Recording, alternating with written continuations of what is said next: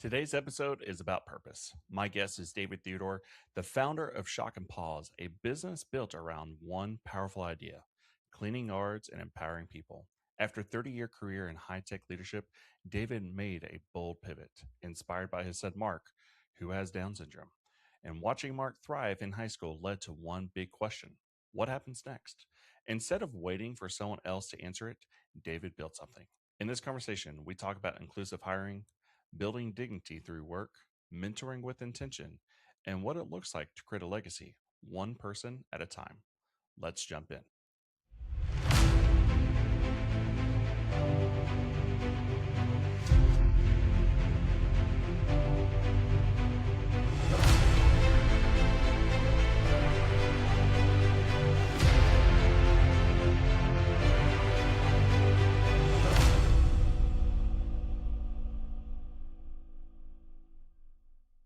David, welcome to the Forum podcast. So Thank you so much. now, Shock Paws is a brand new business for you, correct?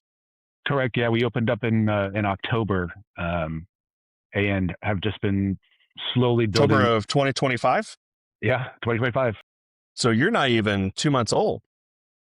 No, sir. No, sir. We're taking the concept and we're building the business kind of one person at a time.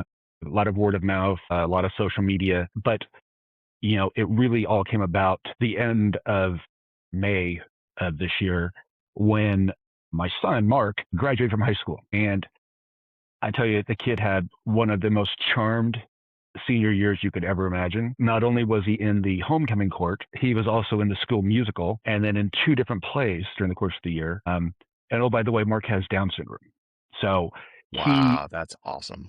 he overcame lots of internal reservations about what he could or couldn't do and just said, you know what, why not?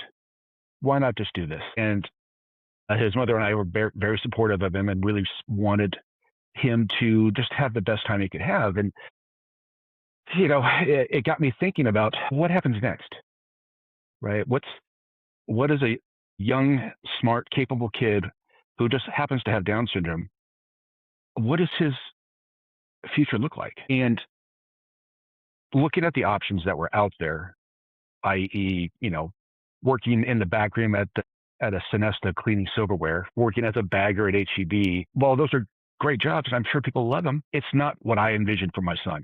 I wanted him to be front and center, part of a business, and part of a thing in my mind that if I could do it right, I could build a foundation for him to have for the rest of his life, and then potentially have a kind of a roadmap or a model for other parents who have kids with special needs who think, I don't want to rely on the government to take care of my child if I'm not here. I want him to be able to stand on his own 2 feet. And, the idea for Shock Paws came up from the idea of like, okay, what can I do? What's a low cost, easy to teach, easy to measure kind of the results on type of business that I could do? And, I'm a kid that grew up in California, so I've always had pets. I've always had dogs, always been part of it. I've always loved animals. And, we have 2 dogs now here. It just felt like this was something I could do, that I could teach him how to do, and then build off of it. The business is small. We're under 20 customers at the moment, but we're growing every week, which is good. Having to learn how to run a business when, I guess my backstory is I've got 30 plus years in high tech. I've been a sales leader for the last 15 years. I've managed teams on the East Coast. I managed teams on the West Coast. I even managed a team in Brazil for a while. So That's awesome. That's great.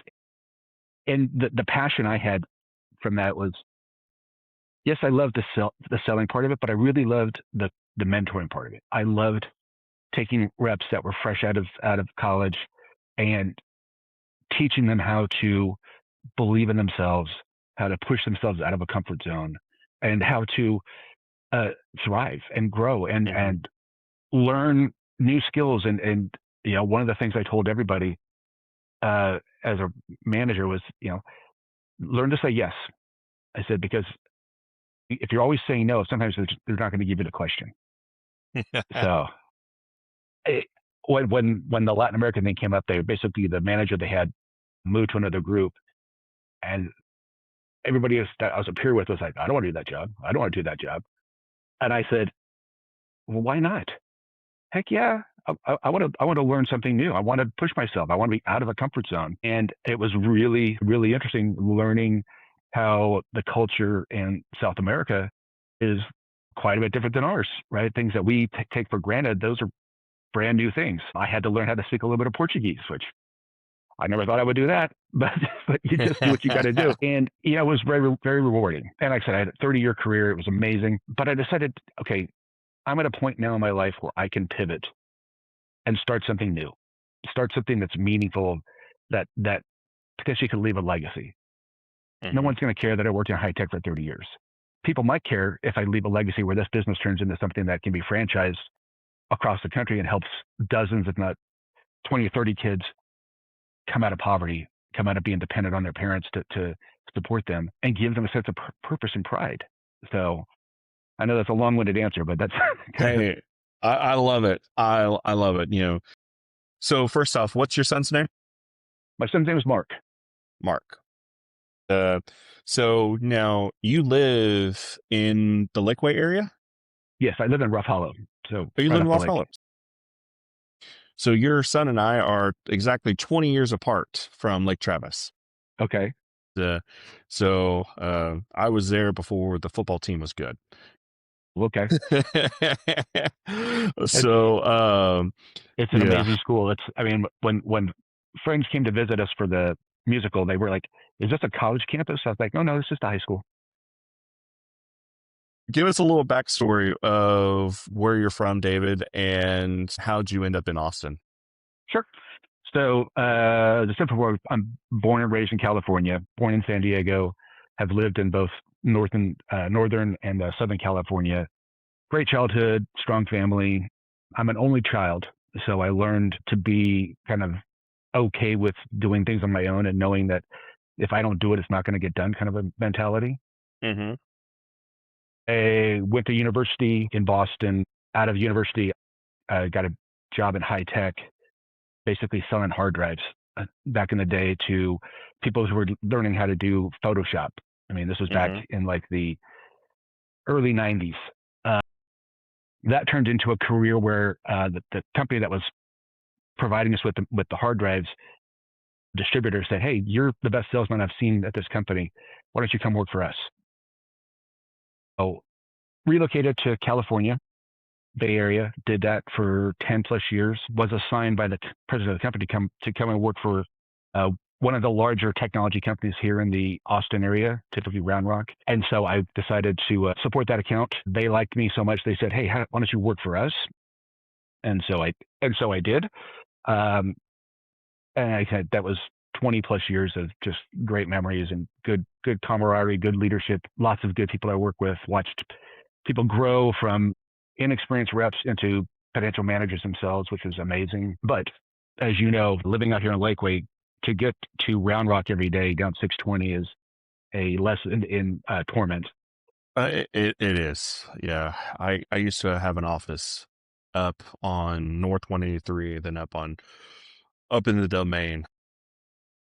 Any day that I could work from home was a blessing. Yes. So only child, that's fantastic. And I grew up an only child. I have an older half sister.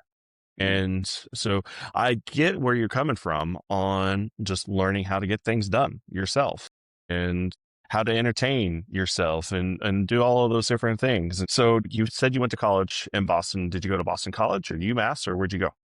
I went to Boston University. Boston University. Great. I could sit in class and look out over the Charles River and see the crews from Harvard and MIT rowing during the spring. It was awesome. That's fantastic. So was there anyone, David, that helped influence you in your early life, for, being in the high tech world and being that leader and that mentor? Is there anybody that you kind of always reflected on of this person helped me, so I'm going to do the same? So I was fortunate. My parents were strong influences on my life. My father was in telecommunications sales. My mother was a realtor. They were both energetic go-getters. They looked at a problem and said, here's how we're going to solve it. And I just kind of bootstraps learned from them, kind of that mentality. I also had a teacher in high school. He was an English teacher. His name is Hal Morris. And he was a guy that believed in you. He wanted to understand your story, and he wanted to motivate you to learn and be excited about learning. And I think that really set me up for the foundation of success I have, because I'm always learning new things. I love reading books. I love tackling new technologies. I love getting involved with, all the latest things. Like, AI is now the big thing I'm interested in, because it's just remarkable what can be done now, and how, I don't know that I could have started my business if I didn't have some of the AI tools to help me walk through all the gotchas of what happens when you start your own business. Yeah. Oh, yeah. So what is your AI of choice? Mine's ChatGPT. Yeah, I do ChatGPT, but my wife is telling me, because she's a big Copilot person, Mm-hmm. she's telling me that Copilot now incorporates ChatGPT and Claude AI. Interesting. So I get Copilot free with my Office 365 subscription. So it's like, why am I paying extra? Yeah, somebody was telling about their AI, and that they're like, oh, you should move over to it. And, we're on the G Suite of Google. So we have Google's AI interface directly built in. And I was like, man, I have been in ChatGPT almost every day for the last 2.5, 3 years. And I'm a paid subscriber for it. And I'm just like, for me to move away from ChatGPT, it would almost be like breaking up with a girlfriend and having to start all over again. And Yeah. I was just like, I don't see that happening anytime soon.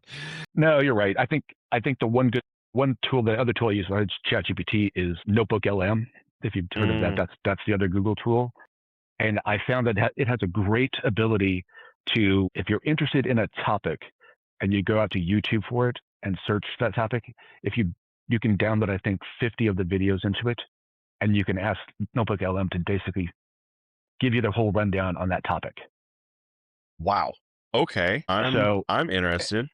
It's fascinating, because when you want to know, I don't know, about the American Revolution, right? You pull in 50 references, and then you could ask it specific questions like, where was Benedict Arnold in 1775? And it will go to all the sources and then give you these detailed answers that you can then have a conversation with, which is, to me, that's the fascinating thing about AI, is that it can basically, you can learn anything you want to learn and do it very quickly and very efficiently. Oh, absolutely. So your company's motto is cleaning yards and empowering people. Yep, absolutely. When I was preparing for this and I saw that, I was like, there's a lot of mission statements and there's a lot of impact statements that are good, but man, that is short, sweet, and just beautiful. I mean, so tell us more about that. So, doing some research, I realized that roughly 80% of the young adults in the intellectual disability community are either unemployed or underemployed. And it's not because they don't want to work, they all do. It's just no one has the patience or the time to make way to basically help empower these people to have meaningful jobs that bring joy and dignity to their lives. And, I have a son that I love more than anything in this world. And so I look at him, I look at his friends, and it's a challenge, right? You go through the school system and you get lots of support, and everything's great. As soon as your child turns 21, the school system says, "Okay, we're done. Your problem now." And it, to me, was very frustrating, because lots of good kids are going through the system. They get some training, and then they can't get a job. And if they do get a job, they're underpaid, because the companies think that, hey, I'm doing you a service by giving you a job as a bagger, let's say. Mm-hmm. I don't like that. I like the idea that we go into the community, we talk to our neighbors, we take care of people's yards, we're present, we're there every day with a customer, we take pride in what we do, and we hope to build a foundation where I can have multiple groups of people out in the community servicing residential, commercial properties, HOAs, apartment complexes, where I can help businesses feel good that, hey, they're helping a group of people that are underserved and making it into a kind of a feel-good story for them. It's like, the job's got to be done. Someone has to do this, and no one really wants to. So let me help build a bridge between the underemployed and often forgotten group of people and a community that needs to see them as being able to actually hold a job and show up and take pride in what they're doing. And people will then realize that they're not much different than everybody else. It just get them out from behind the curtain. So, man, there's so many ways that I could go with this. What has, now that you've been self-employed for all of 2 months and you've had this, what's been the biggest aha moment or just eye-opening moment? Honestly, learning all of the tools to run my business, to stay compliant with all the Texas laws, and then how to build a training manual from scratch to make it easily understandable by folks with special needs. So, writing it to like a 6th grade level so that it's easy to, and then basically, because I wear all the hats, learning that I have to at some point turn off the hats and just be with my family. Because, as a small business owner, basically, if I'm not doing something, then the business isn't moving forward. Amen. So, yeah, but I mean, I love what I'm doing. I love working with my son. I love the idea that I'm going to be able to get to a point where I have my son and 2 or 3 of his buddies with us, and we go out and we just hit a whole neighborhood, take care of everybody's yard, and then get off to the next spot and give these kids, some recognition for how hard they work. So what has been the overall reaction from the community and from the business world when you're out, getting, talking about new clients? Yep. So it has been positive. We launched our website on October 1st.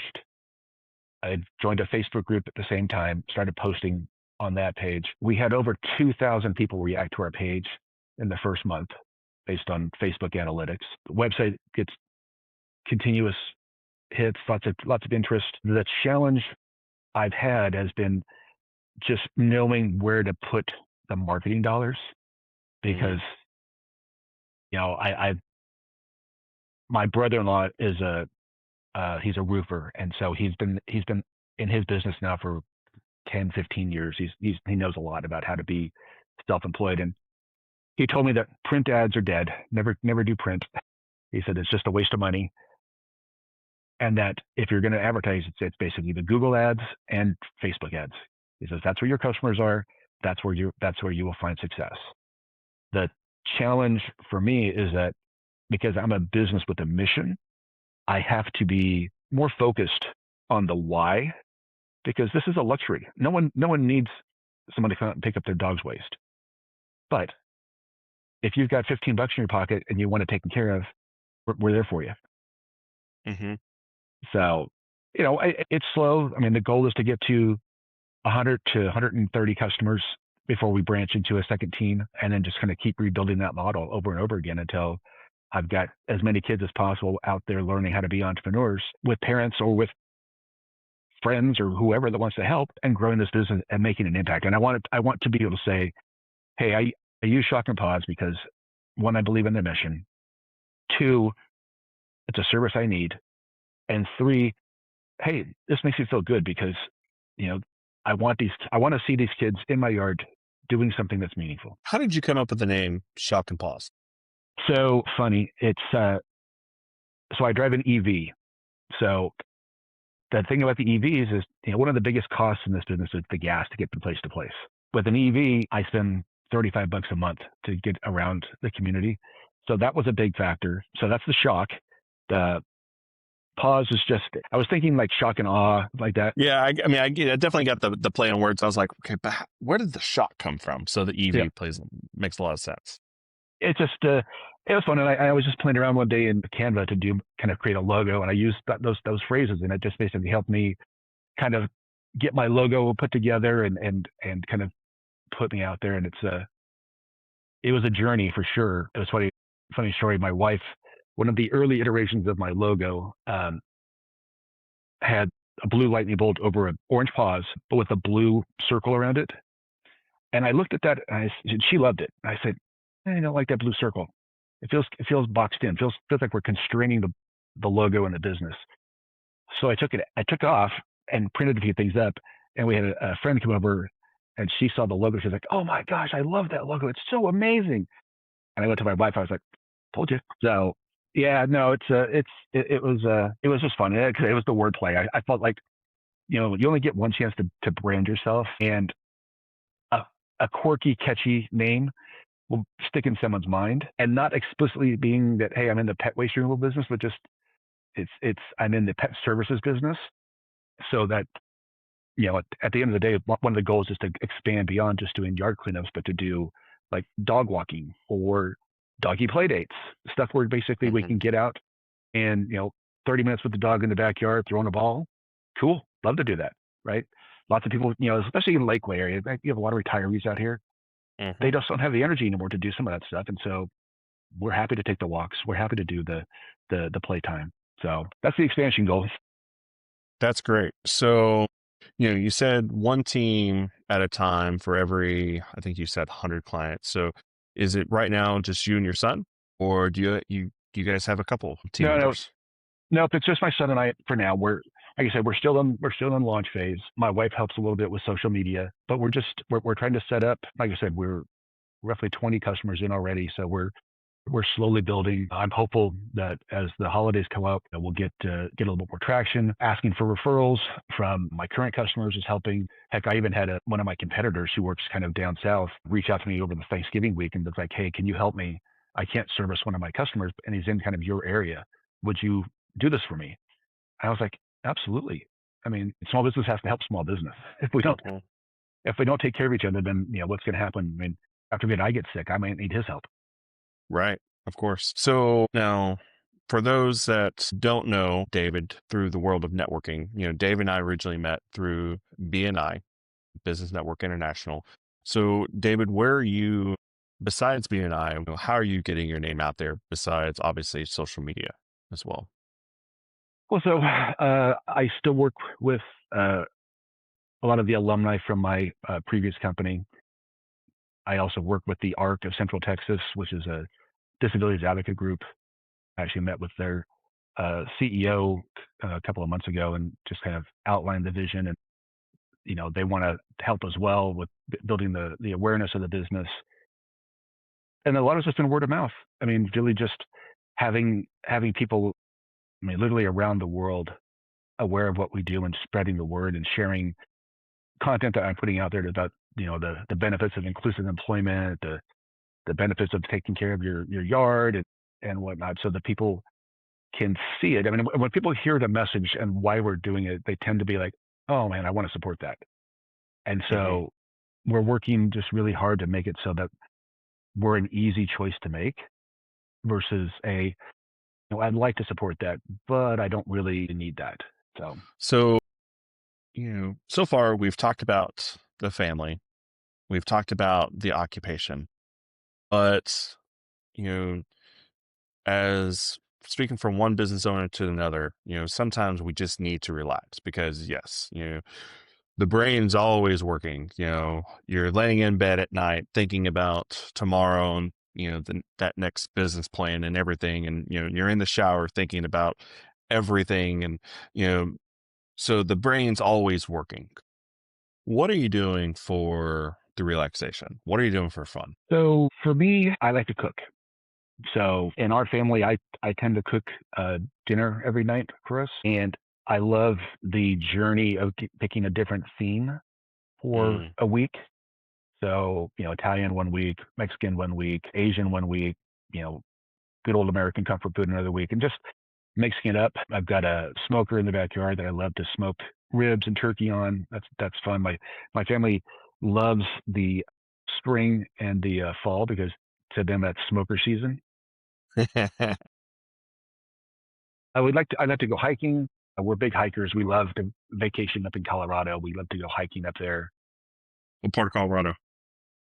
So I think my favorite area is Breckenridge, but we tend steamboat. or Telluride more often than not. Telluride I love because you can walk everywhere in that city. Steamboat's nice because that's a great mountain, but I think Breck is kind of the combination of both of them to me, and it's just a fun little town to kind of park it and just hang out. Yeah, no, we spent a lot of time in Pagosa, Okay. and so we have family there, and so any chance we get, whether it's a long weekend or during the summer, Amy, my wife, she'll take the boys and go up there for a week to 10 days just to kind of hang out and relax. And typically summers are my busy time and just makes things easy for everybody. How long you and your wife been married? We celebrated 20 years in May. Congratulations. That's great. Thank you. And just Mark is your only? He is my only son. Yeah. Yeah, he's a blessing. It was a little bit traumatic when he was born because we had no indicators prior to his birth that he would have Down syndrome. Did all the tests, but found out Mark has a rare form of Down syndrome called Mosaic Down syndrome, and that's a case where not every chromosome was impacted. He's a lot higher functioning than most kiddos with Down syndrome. I mean, he's incredibly strong. He was on the Lake Travis High School powerlifting team last year, so he's a gym rat. He loves to work out. Love it. He's got me working out with him a couple days a week. It's just overall, he's a good kid. He's inquisitive. If you ever meet him, Austen, ask him any question about the Beatles, and he will be able to answer you year, day, when the album came out, when the interview happened. He's an encyclopedia on the Beatles. That's incredible. So that's awesome. Go ahead.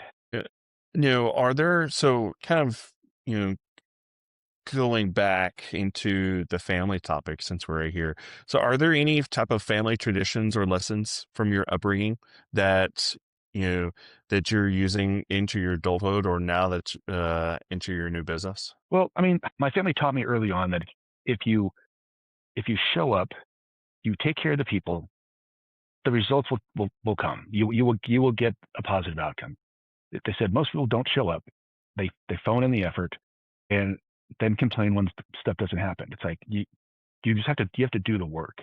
That was a big thing. And from traditions, sadly, my family didn't have a whole lot of family traditions. The one thing we did have, as my father was from the East Coast, is we had the tradition of Christmas Eve is always going out to Chinese food. So I love it. I still do that. We still do that with my son every year. The highlight post church is to go get the Chinese food and take it home. So I might have to edit this part out, but where are you going for good Chinese around here? Because it's just a hit or miss. Yeah, it's Sakura. Sakura is the best we found. Yeah, same. Yeah, it's just, I mean, I wish there were more options, but and yeah, typically we'll put the order in on the way from church coming back, and by the time we get there, it's ready to go. So it's Yep. Where do y'all go to church? Oster Ridge. Oh, fantastic. My family's been going there since the mid-90s. Okay. Amy, my wife, was in their children's ministry for a long time before she went into being a teacher. My wife's now a teacher at Serene Hills. Oh, okay. Nice. And then before that, she was a teacher at Rough Hollow. Gosh. Okay. Yeah. Yeah. Now, great. I'm surprised we haven't. Well, I'm sure we've run or walked right past each other. The campus is so big now. It's so huge now. Just, I love the new sanctuary, but it kind of lost kind of the intimacy of Building A, and it just feels a little bit different. But I mean, I love Brad, and he's amazing. How long y'all been going to Austen Ridge? Gosh, since 2018. Okay. Then yeah, we've definitely, or you've definitely at least walked past me once or twice. I was the house director in the tech booth I did that for 10 or 11 years on a volunteer basis. I like the way that Brad breaks down the Bible for us and kind of verse by verse versus, prior to Austen Ridge, my wife and I went to Covenant Presbyterian Church down off of Mopac, which is a great church as well. But I realized that what I was going to church for wasn't to learn about God, but was to learn about the rituals. And I decided Mm, that's not really what I wanted to do. I wanted to understand the Bible and understand what God's plan was for us all. And so we switched and then never looked back. that's great. Well, we're glad to have you there, and I'm sure now that we know each other, we'll see each other more. Yep.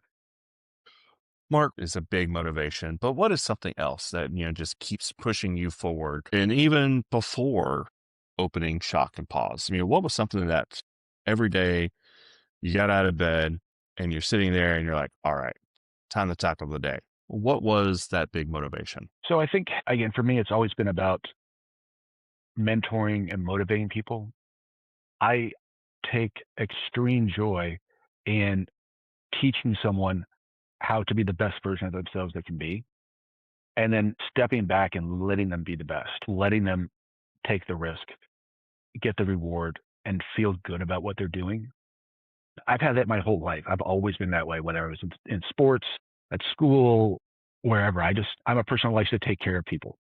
And Mm-hmm. so that helps me. At university, I studied anthropology, which is shocking. But one thing about anthropology, cultural anthropology, is that you learn to read patterns. You Mm, learn that we are all just a selection of repeated moments, and that if you can mm-hmm. spot the patterns, you know when to ask the right question. You tend to get the outcome you want. So in sales, that was vital. When I would get a new customer, I would research everything about them for the last 10 years until I spotted the patterns. And then I would know when to ask them, hey, is it time for a refresh? Hey, looks like Mm-hmm. you're about to need to do some upgrades. Or you read something in the paper about them opening a new office. Hey, I just heard about this. How can I help you? You go from being the pushy, arrogant sales guy to being the guy that says, hey, I'm just here to help. Let me help you solve a Mm-hmm. problem. Yeah. That's it. There's a quiet confidence in that because you never seem like you're rushing the close. You're just like, let me know what I can help. What I do help you guys. By the way, here's our new stuff. Here's maybe you don't know about this, Mm-hmm. and you give them the information and you let them stew on it, and then it becomes their idea. Right. Hey, Absolutely. I remember we talked to you last week. Hey, you're right. We do need this stuff. It's fun. And in Shock and Pause, the fun thing for us now is when we go to a new customer, we're servicing, in almost half of the people have physically come out just to greet us in the yard. Hey, Dave. Hey, Mark, and just want to talk to us for a second. I don't know about you, but I don't think I've had one conversation with my lawn guy, and he's been coming here for 10 plus years. That's great. What is, with your business background, I know you've done it. So, what is a 5-year projection look like for you guys? Well, I'm hopeful that we'll be doing 6 figures by the end of next year. That's very doable with commercial properties. The goal would be within 5 years that I've built this up big enough that I can get Mark a golf cart that he could then take another kid with him, and he runs a route here in Rough Hollow. Never going out onto the big streets, but he's able to do it on his own, and I can bring another person on that then I can mentor and train to be the next Mark and get them Mm-hmm. out into the neighborhoods. And so for me, at the end of the day, that I want to leave a legacy where I've empowered a dozen or so kids to live their best lives that they possibly can, and not be a burden on their families, not be a burden on the state, but give them that pride that you can do this, right? Especially these kids, they love routine, they love that patterns, they love kind of knowing what to do and where to do it, and you let them do that all day long, and they're happy as clams. They just want to be seen. They just want to be part of the community. And for me, that's the big thing. It's like when Mark got into theater at Lake Travis, there were a bunch of kids that really pushed for him to be part of the musical. And I was talking to them. I was like, why did you push so hard? They said, because we've known Mark his entire life, and we see what he's capable of doing, and we thought he would be great in this production. And he did, and he worked hard. From October of last year until the end of January, he was in theater practice for 4 hours a night, every night of the week. That's commitment. Goodness. That's Wow. that's why the shows at Lake Travis look like they're Broadway musicals. Well, it's very true. Yeah. No, and as an alum, it's always been that way. And we've always had an incredible theater program, and that's great that Mark had that opportunity. So, David, how do you hope your approach to inclusive hiring will have an influence on the broader business community? Oh, I'm hoping that I can show people that it's not as big of a lift to make an opportunity for inclusion as you think it is, Hmm. right? If you take a moment to understand that young adults are just like everybody else, give them guidance, give them direction, kind of hold their hand at first, but there's lots of jobs that they can do. I mean, prior to this, my son has worked during the summers, he's worked at Baylor Scott and White, working in their cafeteria. He's worked at CVS as a stocker a couple of summers ago. There are people that are willing to make the effort to include people, but I just want people to see more visibility into the role, because I feel like as a society, we've gotten, I think, more accepting and more. We Hmm. don't think that they can't do anything. We think, well, but what can I do to help, right? And some jobs that they can't do. I mean, I get that, but if we can find a niche for some folks to be able to be out in the community, serving the community, being part of this whole organic being that we are, then I think the world's a better place, and these kids have a better life, and they deserve it. If there's one thing I've learned being a parent of a child with special needs, is that you have to have so much resilience in the face of people saying no, and you have to celebrate every victory, because that victory was hard fought. Hmm. And you know, John Lennon has a line in the song "Beautiful Boy" that I fall back on a lot, and that is that life is what happens when you're busy making other plans. I love it. So fast forward 10 years, Yep. fast forward 15 years. How will you define your success with Shock and Pause? That I have found a replacement for me to help manage the day-to-day side of it, Hmm. that I have trained Mark well enough that he can continue to run a portion of the business himself, and that I built a crew of people who believe in what we're doing, are being paid fair wages, and take pride in the fact that we're part of the community and trying to make a difference. I don't know that I'll ever totally retire from the business, but I would love to, at some point in 10 or 15 years, to be able to pull back and enjoy time with my wife and just be part of this. I mean, I'm fortunate, right? I had a 30-year career in tech. I have a pretty good nest egg to survive in retirement. My wife works in pharmaceuticals, so she's doing a great job there. Rare disease research, just Wow. amazing stuff. Our family's been a family of encouragement. We've never told Mark that he couldn't do anything. It's, Hmm. hey, you Love want that. to be in the band? Okay, let's try for the band. He got in. He was in percussion for a year. Hated it, but he was in. And now, a couple of years ago, I bought him. I don't know if you know the Rock Band games. Well, Oh, yeah. there's a Beatles rock band that has drums and everything. I got that to him as a surprise gift.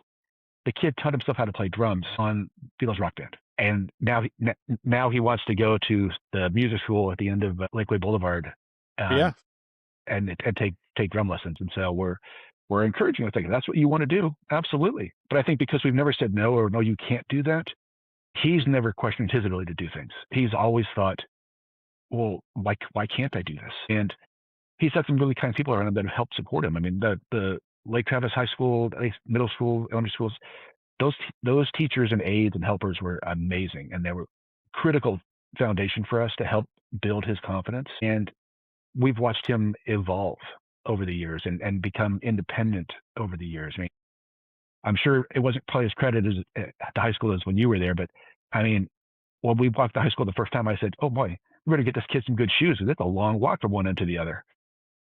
It was a long walk. Knowing all the things that you know now, with your 30 years of business, even everything you've learned in the last 60, 90, 120 days of Shock and Pause. I say 90, 120 days because you just didn't start it one day. I mean, there's a lot of Sure. planning that went into it. But Sure. what's Yeah. one piece of advice that you would give to your younger self coming out of high school? I guess fail fast. Um, if you've got an idea, run with it. If it's viable, great. If it's not, don't be afraid to start over. I think the important thing, I think for me to your listeners is that don't be afraid to revisit who you are and what you're doing. Don't be afraid to change direction.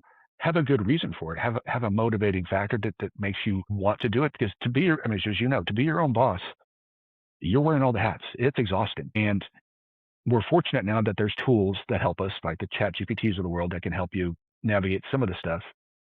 And I'm sure as we get further down the road, there'll be more stuff that can be automated.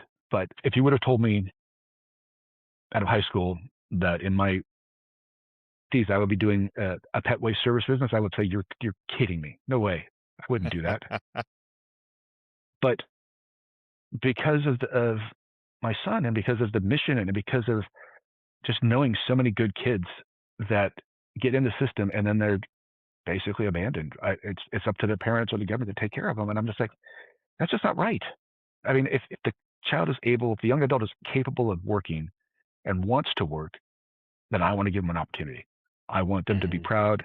And honestly, 15 years from now, I would love to take this whole concept and franchise it across all of Texas, all the U.S., and have hundreds of kids be lifted up out of this.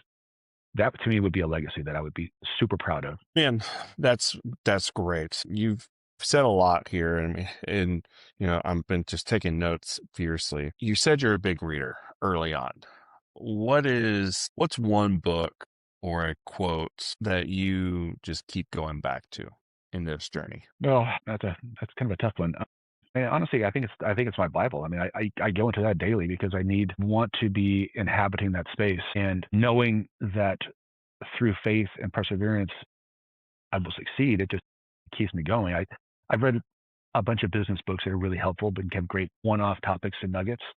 But I think today it's really kind of about you know learning more every day and using all the resources that you have available to keep growing, keep learning. I think if you don't learn something every day, your brain gets tired and you end up Hmm. basically just getting lazy, doing what you've always done, never stressing yourself, never pushing yourself to be a better version of yourself. And to me, that's the critical thing is, you know, I want to represent to my son that hard work pays off and that showing up and being present has a reward that's worth seeking. I want to be a good father, a good husband. I want to be a good community member. I want to make the world better. As corny as that sounds. Yeah, there's nothing wrong with that. My wife and I, we went to Austin Stone, the big downtown campus in Austin High. And Matt Carter at the time, he was talking about gifts and mission. And he goes, if you're a business owner, business professional, business leader, he goes, you have one of the biggest callings. I want you to go out and do two things. One, make an impact. Two, make a difference. He goes, because if you're not making a difference and make a profit, make a difference, make a profit, and make an Yep. impact. And because if you're not making that profit, then you're not focused on making an impact. You're not focused on making a difference because at the end of the day, you're so focused on the money side of it.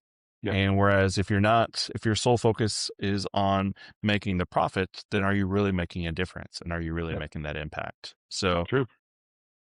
David, last question before we let you go. What's the one thing listeners take away from your story today? Well, like I said, I think it's that, don't be afraid to make a pivot. Don't be afraid to invest in yourself and don't be afraid of failure. The Anything can happen. Anything can happen any day. But if you don't even try, it's the old saying, right? If the only answer, sorry, the phrase goes, any answer but yes is no. Any question you don't ask never gets asked. So be curious, ask questions, challenge yourself. That's great. What a great way to end it. How can people find you? On Instagram, LinkedIn? Yeah, Shock and Paws on Instagram, Facebook, shockandpaws.com on the web. We would love to help support our community any way we can. Fantastic. Now, are you guys in just currently serving the Lakeway, West Travis County area, or are you guys You know, So we're Lakeway, Cave, and the Hamilton Pool corridor, Falcon Head area. We haven't gone across the bridge yet to go back to Steiner, but pretty much anything in the 78734, 78738 zip codes we're servicing now, and we plan to spread out more, but we're trying to get the density up high enough so that we can be self-sustaining. that's great. Well, we will put all of your contact information there in the show notes. David, you've been an absolute pleasure. This is really our first conversation ever. Yep. And Sure.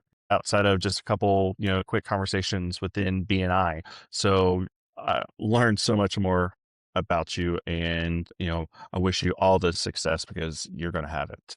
And Awesome. I appreciate you being on today. Awesome. Thanks, Austin. I appreciate you having me on. Really was a pleasure. Thank you. All right. We'll talk to you soon. What a conversation. David's story is a reminder that sometimes the biggest business starts with the simplest question: what happens next? He saw a gap, he saw a need, and instead of waiting for someone else to solve it, he built something: cleaning yards and empowering people. That's just not clever branding, that's legacy work.